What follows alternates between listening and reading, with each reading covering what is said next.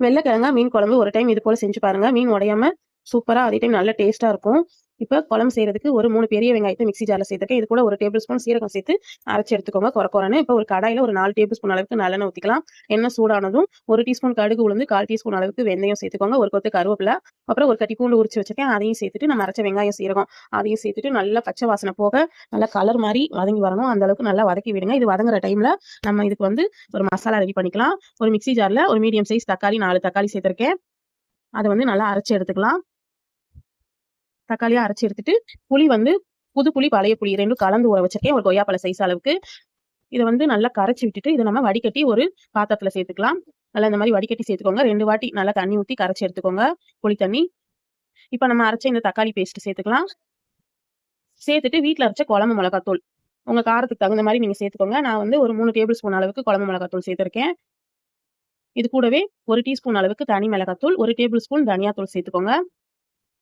சேர்த்துட்டு இது கூடவே ஒரு கொத்து கருவேப்பிலையை இந்த மாதிரி கிள்ளி சேர்த்துட்டு இதை நல்லா கை வச்சு நல்லா கரைச்சி விடுங்க.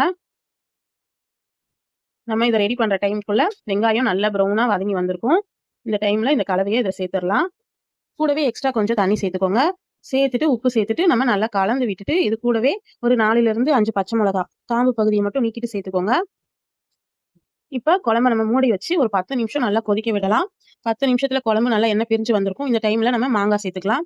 நான் ஒரு மாங்காவை 4 பீஸா கட் பண்ணி வச்சிருக்கேன். சேர்த்துட்டு இன்னும் ஒரு 10 நிமிஷம் நல்லா கொதிக்க விடுங்க. குழம்பு நல்லா கெட்டியாயிடும். இந்த டைம்ல மாங்காலாம் 3/4 பாகம் நல்லா வெந்து வந்திருக்கும். இப்ப நம்ம 1 கிலோ அளவுக்கு வெள்ளைக்கிழங்கா மீன் எடுத்து வச்சுப்போம். அதை சேர்த்துட்டு ரொம்ப போட்டு குழம்ப கிளற வேணாம். லைட்டா இந்த மாதிரி மட்டும் கலந்து விடுங்க.